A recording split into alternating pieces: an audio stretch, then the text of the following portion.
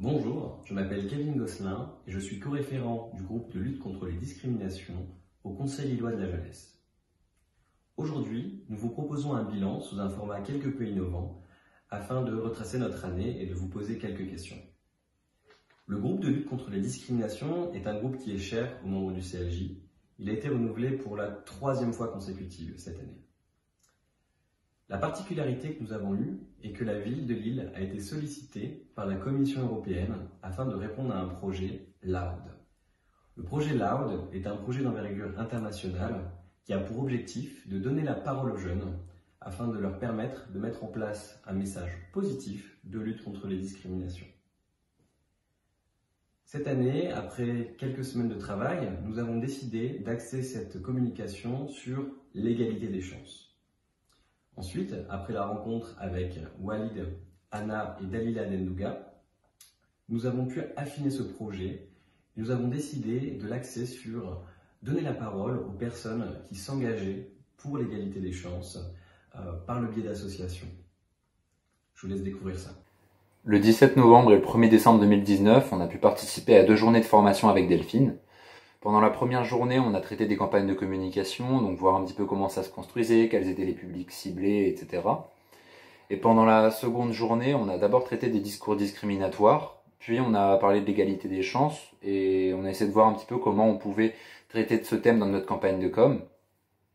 Et enfin, Delphine nous a aidé à établir les différentes étapes permettant la réalisation de cette campagne. Moi, ces 2 jours de formation, ils m'ont beaucoup apporté, déjà parce que j'étudie pas du tout dans le domaine de la communication, donc il s'agit pour moi de connaissances totalement nouvelles, et en plus, ça m'a permis de passer du temps avec les membres du CLJ.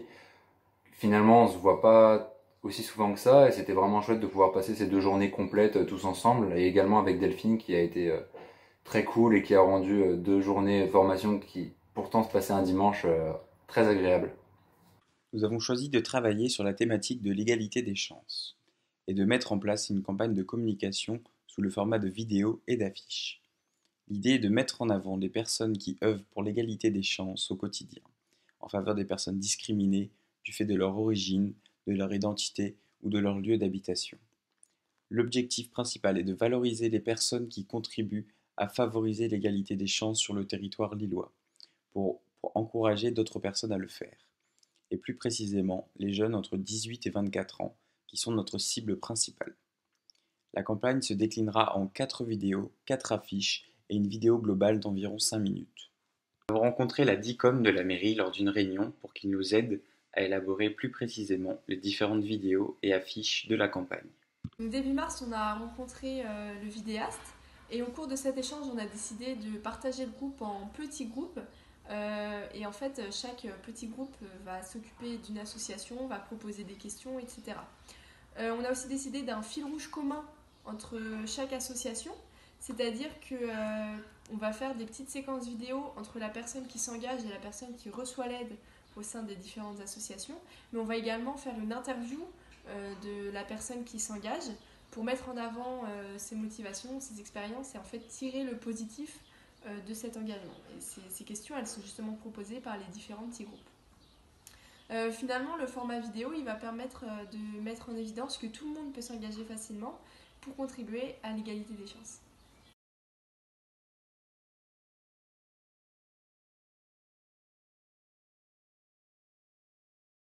Nous avons rencontré l'association La Clé le 14 janvier, qui est une association qui donne des cours individuels et gratuits afin d'apprendre des bases, lire, compter, écrire, peu importe l'âge et la nationalité. Des bénévoles s'occupent de cet apprentissage afin de lutter contre l'exclusion scolaire ou professionnelle. Perspective est une association qui met en place du soutien scolaire au faubourg de Béthune. Les élèves qui viennent peuvent poser des questions, recevoir du soutien, participer à des sorties scolaires ou à des salons de l'orientation.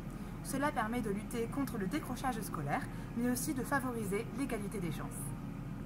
Nous sommes également partis à la rencontre de l'association Areli avec son programme Émergence dont je fais partie. C'est une association qui vient en aide à des étudiants issus de milieux modestes afin qu'ils puissent réussir leurs études dans le supérieur.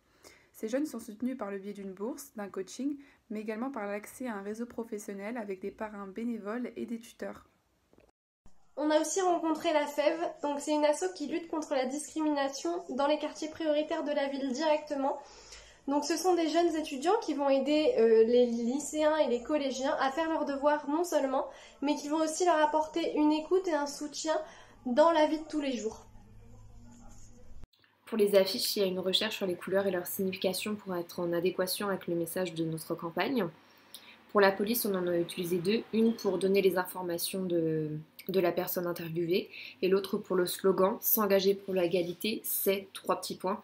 Et à chaque fois, on adaptera cette phrase par rapport à ce que la personne dit pendant l'interview.